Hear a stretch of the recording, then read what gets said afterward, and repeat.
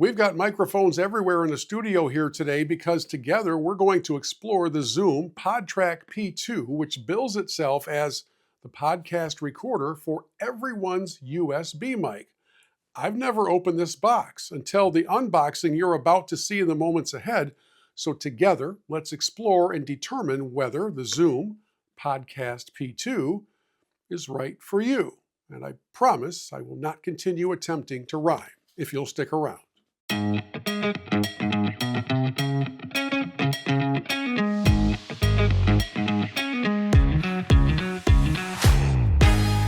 Hello friends, Bill here. Welcome into Bill's Reviews and Tech Tips. Thank you for joining us as today we take an up-close look at the Zoom PodTrak P2, which says it's the podcast recorder for everyone's USB mic. And I kind of hope that's true because I have a number of podcasts that I host and produce. We also have a syndicated radio program, and I am frequently recording interviews. If they're in person and I'm set up across the table from somebody as opposed to hand holding a mic, then it becomes even more challenging when you have multiple mics, and traditionally into a laptop, you've got one master input and it's impossible to control all the levels. You don't want to have to go back through post-production and level everything out if it can be helped. So I was especially excited to find out about this PodTrak P2. For the record, I bought it. It was not sent to me by Zoom. I wish they would, but they didn't. And when I first opened the package that it came in, which was just a big padded envelope, I have to tell you, I was stunned at how small this thing is.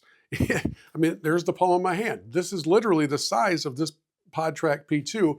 For some reason online when I saw it, I thought it was a little bit bigger, maybe like a 6x6 kind of a console, but it is really, really portable, like super backpack portable. So another question that I have, and we will address here in the moments ahead, is since this only has ports for traditional USB-A connectors, is there a unit, is there an iteration coming out anytime soon that is especially tailored for what the entire world is changing to, being the USB-Cs? I asked Zoom that actually on social media, and they got back to me fairly quickly and said the adapters that you plug in will work just fine. So I have a couple of USB-A to C adapters that we're going to plug in here in just a moment. So before I get too far ahead of myself, let's open the thing up, shall we? As I said, this box is incredibly tiny, and I've never opened it before right now.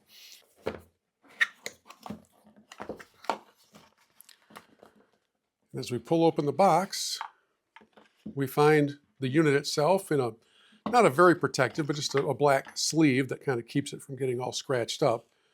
And that's really the extent of the Zoom PodTrak P2. There's a Zoom sticker in here for those of you who like to put stickers all over your windows. Of course, there's a owner's manual and a safety guide to make sure you're handling everything properly. The cool thing, I think, from what I have read previously about this P2 is that it's really quite intuitive. It's really not that difficult to figure out how it works, but there's a lot more by way of features in this thing than first meets the eye. Now, right off the bat, I want to make sure you understand that this can work either plugged into a USB-C cord or with AA batteries that go in the back here. Up on the top of the unit, there are two USB-C ports. The one on the outside is for your power.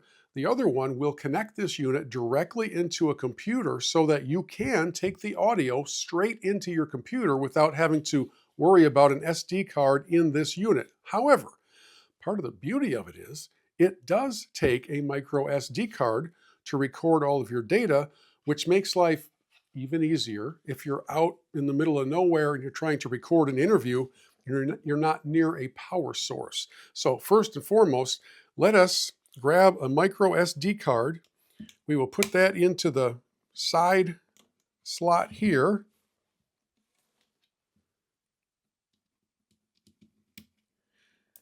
I have formatted this card already, knowing that this was going to be an option. And then, to have all the fun we can possibly have, let's bring a USB-C cable in. We put it in the outside connector. And theoretically, we should be able to hit the power button and see our little buddy here spring to life. And lo and behold, that is exactly what has happened. So there are a couple of things to point out as we look at just the first blush of this. I have the screen is still covered with that protective peel off, so we've got that done. Part of the beauty of the P2 is that you have two independent volume controls or level controls, and you have a spot for two headphone jacks in here. I don't have any headphones in the room with me. I didn't really think it was that necessary. Those two headphone jacks work off of one level control. So you'll have to agree on a level if you have a guest listening in over the headphones. But you now have the opportunity to control two different microphones. But I would like to make the case to you that we're going to explore in the moments ahead whether you might have the opportunity to have four microphones plugged into this thing at the same time. Why do I say that? Well, we have a USB input here. We have a USB input here. We've already talked about how this is designed for USB-A signals to come in, right? But if the adapters work as they're supposed to work, and I can then have USB-C signals coming into here, what's to keep me from taking my DJI mics, either the Mic 3 or the original mic, or both at the same time, and plugging in that receiver into the USB adapter, and then being able to use all four mics. Maybe I put the two from the original DJI mics on this side, and I put the two from the Mic 3 on this side. I'm just saying, this is where we're heading in the moments ahead. So just stick with me for a second. I don't want to get too far ahead of myself. Let's first plug in a mic that we know should work, and this is a Samson G-Track mic that I've had forever, and I'm curious to see how quickly the plug and play capabilities are. So I'm going to plug that in over here on the side, and as we bring in that, the mic has sprung to life, and as we begin to talk into the mic, we see absolutely nothing happening.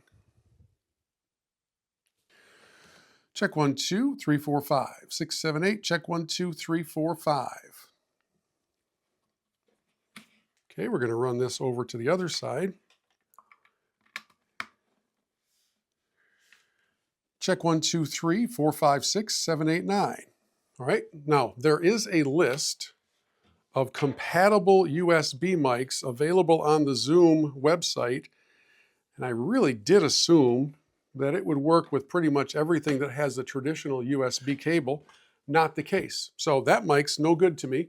Let's try from iRig, the HD2 mic that I'm going to have to plug in through the adapter. Let's see if we get lucky here and have some lively interaction here. And now I pump this in, and you can see that it is instantly ready to grab the audio from this mic. And in fact, while I'm talking, I'm going to switch over in the video the audio you're hearing from this mic that I've been using to this point to the one plugged directly into the PodTrak P2. I want you to hear the quality of audio that comes into here. So I'm going to hold on to this mic for a couple of moments as we make that switch. And I want you to notice a couple things here on the interface. First of all, I hit record, so it's now recording to the SD card that I put in the unit earlier. I could have chosen to set up my laptop and run a USB-C cable into that for direct audio feed. Didn't want to clutter up the table any more than it already is. So we know this mic works. We know that if I crank the audio levels way up, you can see it peaking up into the red. We're going to just go to 12 o'clock and see how that sounds.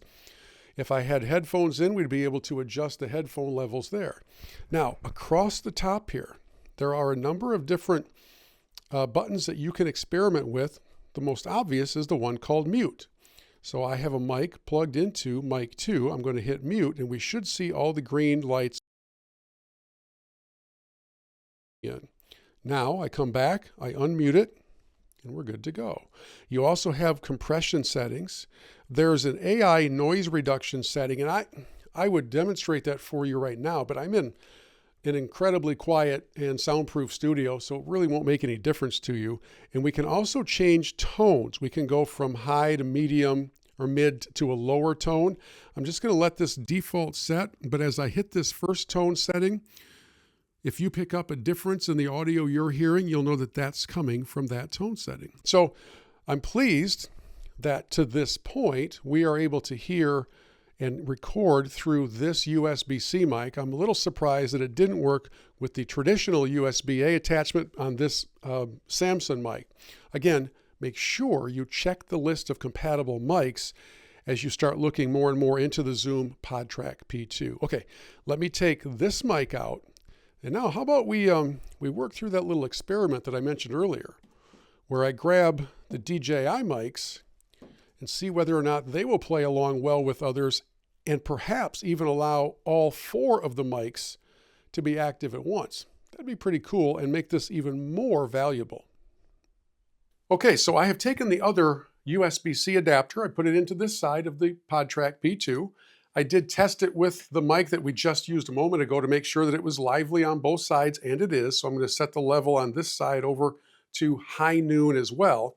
And now you see scattered about the table the receiver for the original DJI mics, and you can see on the receiver here that both mics are live into here.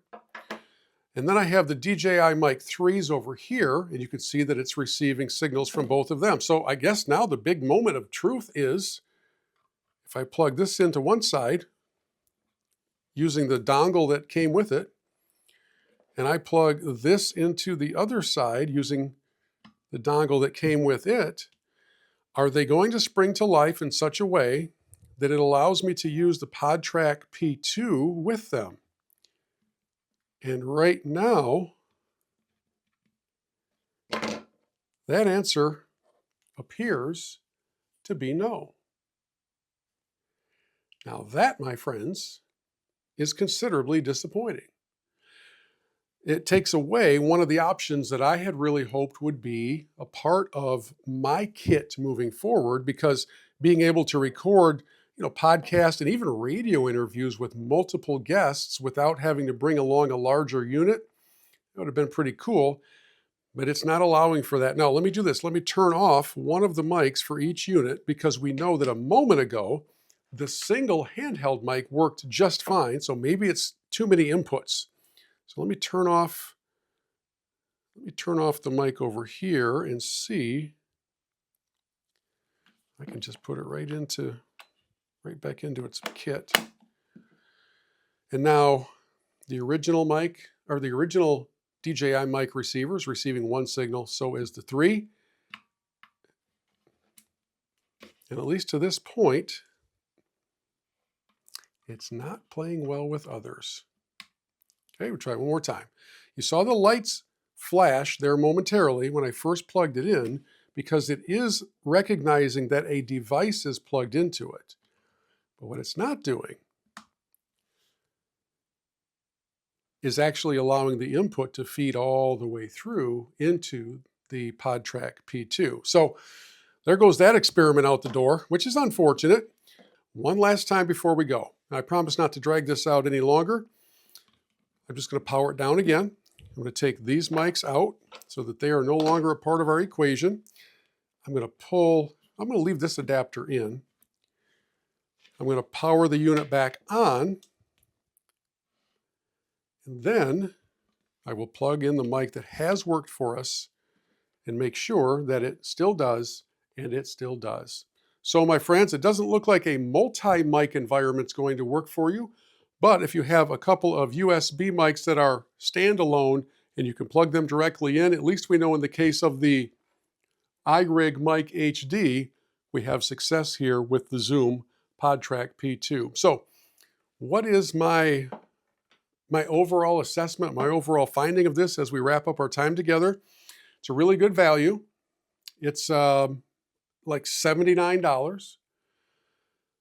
But it does have its limitations, as you would expect from something that is so inexpensive and kind of so tiny. But I'm a little disappointed that it didn't work with an authentic original USB mic, and that it didn't work with the receivers coming in from DJI. So do with that what you will. And once again, we thank you for joining us for an honest review of a gadget in the world of Bill's reviews and tech tips. And hopefully, if this review saved you some time, maybe saved you some money, and helped inform you a bit, I hope you'll hit the subscribe button so that you can be a part of Bill's reviews and tech tips moving forward. Thanks so much for joining us. We'll see you next time.